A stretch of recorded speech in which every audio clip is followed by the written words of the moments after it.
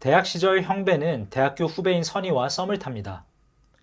선희가 고백을 하지만 형배는 자신이 사랑을 할 자격이 없다며 고백을 거절합니다. 그리고 시간이 흘러 2년 10개월 뒤 형배는 직장 동료의 결혼식장에서 선희와 우연히 마주칩니다. 그런데 오랜만에 본 선희는 너무나도 낯설게 느껴졌습니다.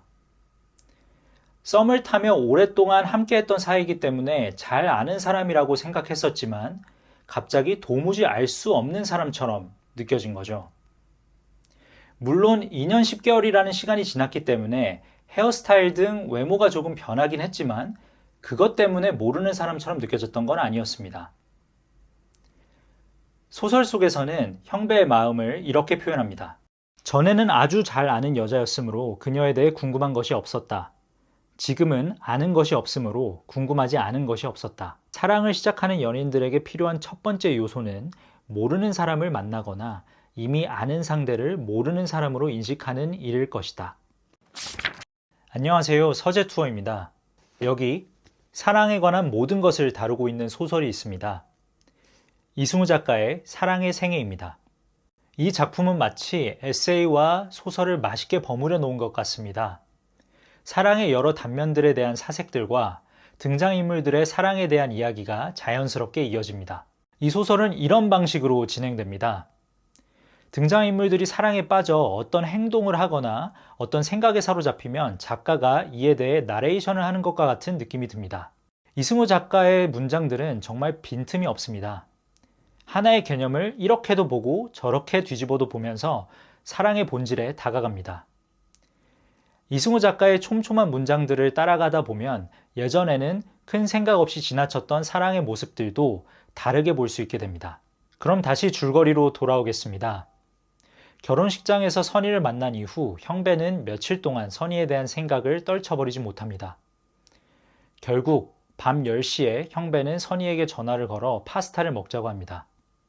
그리고 만나서 대화를 나누다가 그녀를 좋아하게 된 것 같다고 고백합니다.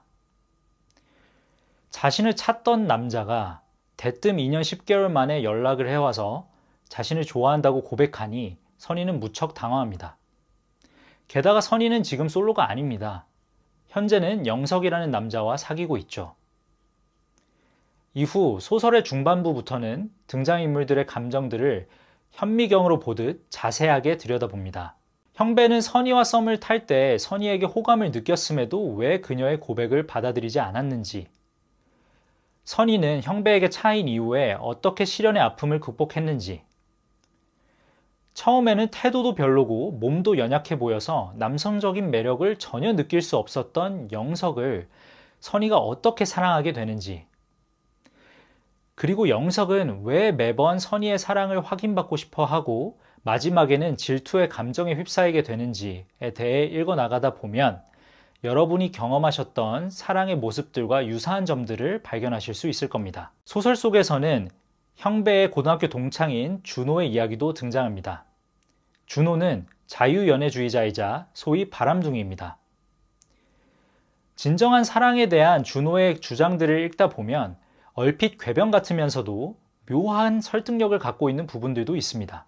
한 명만 사랑하는 것은 진정으로 사랑하는 것이 아니다 라고 생각하는 준호는 어느 날 결혼하기 전에는 스킨십을 절대 할 수 없다고 생각하는 민영을 만나 사랑에 빠지게 됩니다. 자신과 양극단에 있는 여자를 만나 사랑에 빠지게 된 준호가 어떤 선택을 하게 되는지 지켜보는 것도 재미있습니다. 이 책은 소설이지만 사실 등장인물들의 스토리가 그다지 중요하진 않습니다. 이승우 작가는 이 작품을 통해 결국 사랑은 어떤 것인지, 그리고 우리가 사랑을 할 때 보이는 여러 모습들과 우리가 느끼는 여러 감정들은 왜 생겨나는지에 대한 사색들을 책에서 다룹니다. 사실 이런 사랑에 대한 통찰들이 이 작품의 핵심이기 때문에 이승우 작가는 오히려 등장인물들의 연애 이야기는 우리 주변에서 흔히 찾아볼 수 있는 모습들로 그린 것 같습니다. 만약 등장인물들의 러브스토리가 너무 특이하고 드라마틱하다면 책 중간중간에 나와 있는 사랑에 대한 생각들이 스토리에 묻힐 수 있기 때문이죠. 오히려 이런 흔한 연애 스토리에서 사랑의 본질을 뽑아냈기 때문에 우리가 겪어온 사랑의 경험에 대입해보면서 공감하시면서 읽어보실 수 있을 겁니다.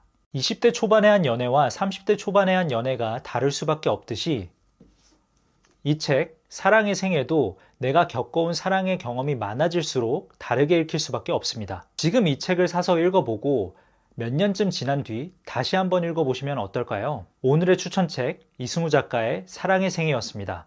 앞으로 제 서재 속 다양한 주제의 책들을 추천해 드릴 겁니다. 이제는 진짜로 독서하는 습관을 만들어 보고 싶으시다면 구독과 좋아요 부탁드립니다. 다음 책도 많이 기대해 주세요. 감사합니다.